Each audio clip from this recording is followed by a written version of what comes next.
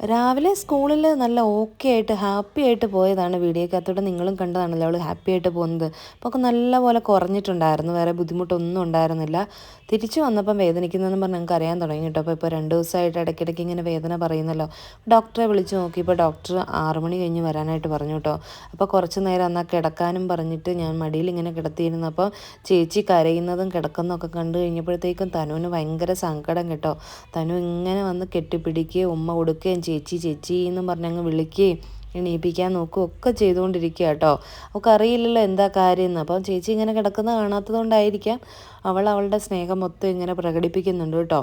ഇടയ്ക്കൊക്കെ ഒരു കുത്തും ഞെക്കുമൊക്കെ കൊടുക്കുന്നുമുണ്ട്. സ്നേഹം കൂടിയിട്ടാണോ എന്താണെന്ന് അറിയില്ല. എന്തായിരുന്നാലും ഇവർ തമ്മിലുള്ള ആ ഒരു സ്നേഹവും വഴക്കും പിണക്കവും ഒക്കെ കാണാനായിട്ട് എനിക്ക് ഭയങ്കര ഇഷ്ടമാണ് കേട്ടോ. അങ്ങനെ പിന്നെ പാത്തു അവിടെ കിടന്ന് കുറച്ച് നേരത്തേക്കൊന്ന് ഉറങ്ങിയിട്ടുണ്ടായിരുന്നേ.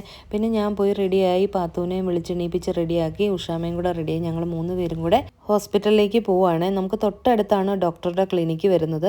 നമ്മൾ ക്യാബ് ബുക്ക് ചെയ്താണ് കേട്ടോ പോകുന്നത്. അപ്പം ഉഷാമയും കൂടെ കൂട്ടിയത് കാരണം എന്നാന്ന് വെച്ചാൽ എന്തെങ്കിലും ഒരു ബുദ്ധിമുട്ട് ഇടയ്ക്ക് വെച്ച് പറഞ്ഞു കഴിഞ്ഞാൽ എനിക്ക് ആകെ പാടാകുമല്ലോ. അപ്പോൾ അതുകൊണ്ട് അമ്മയും കൂടെ വരട്ടെ എന്ന് വിചാരിച്ചു. ഡോക്ടറെ ചെന്ന് കണ്ടതും പാത്തുവിൻ്റെ അസുഖമൊക്കെ പകുതി മാറിയിട്ടുണ്ടായിരുന്നു കേട്ടോ. എനിക്ക് തോന്നുന്നു പൊതുവേ എല്ലാ കുട്ടികളും ഇങ്ങനെയാണ്, ഡോക്ടറെ ഒന്ന് കണ്ടാൽ മതി അപ്പോൾ തന്നെ അവർക്ക് സമാധാനമാകും. ഡോക്ടറും പറഞ്ഞ സെയിം കാര്യം തന്നെയാണ്, ഗ്യാസിൻ്റെ ബുദ്ധിമുട്ട് കൊണ്ടാണ് ഇങ്ങനെ വന്നത്. അതുകൊണ്ട് നല്ലോണം വെള്ളം കുടിക്കാനും ഫ്രൂട്ട്സ് കഴിക്കാനും വെജിറ്റബിൾസ് കഴിക്കാനും ഒക്കെ പറഞ്ഞിട്ടുണ്ട്. അപ്പോൾ പാത്തുവിന് ഇതിന് മുന്നേ കഴിഞ്ഞ വർഷം ഇതേ സമയത്ത് ഇങ്ങനെ ഒരു ബുദ്ധിമുട്ട് വന്നിട്ട് നമ്മൾ ഡോക്ടറെ കാണിച്ചതായിരുന്നു. അതിനുശേഷം ഇതെല്ലാം നല്ലോണം ശ്രദ്ധിച്ച് പൊക്കോണ്ടിരുന്നതുകൊണ്ട് വേറെ പ്രശ്നങ്ങളൊന്നും ഇല്ലായിരുന്നു കുറേ കാലമായിട്ട്. ഇപ്പോൾ വീണ്ടും അവൾ വെള്ളം കൂടി കുറഞ്ഞു. അതുകൊണ്ടാണ് ഇപ്പോൾ ഇങ്ങനെ സംഭവിച്ചത് കേട്ടോ. അപ്പോൾ അതുകൊണ്ട് ഇനിയിപ്പം വെള്ളം കുടിക്കുന്നതിൻ്റെ കാര്യത്തിൽ ഒന്നും കൂടെ ശ്രദ്ധിക്കണം. കാരണം സ്കൂളിലൊക്കെ കൊടുത്തു വിടുന്ന വെള്ളം പകുതി പോലും ആക്കാതെ അതേപടി ഇങ്ങ് കൊണ്ടുവരും ഇപ്പോൾ ചെയ്യാറ്. അപ്പോൾ ഡോക്ടർ പറഞ്ഞു നല്ലോണം വെള്ളം കുടിക്കാനൊക്കെ. അങ്ങനെ പിന്നെ ഡോക്ടറെ കണ്ട് പെട്ടെന്ന് തന്നെ നമ്മൾ വീട്ടിൽ തിരിച്ചെത്തി. ഒരു 10-20 മിനിറ്റിനുള്ളിൽ തന്നെ തിരിച്ച് വന്നിട്ടുണ്ടായിരുന്നു. കാരണം വേറെ പേഷ്യൻസ് ഒന്നും വന്നിട്ടില്ലായിരുന്നു. നമുക്ക് ആദ്യം കയറി കാണാനും പറ്റിയിട്ടുണ്ടായിരുന്നേ.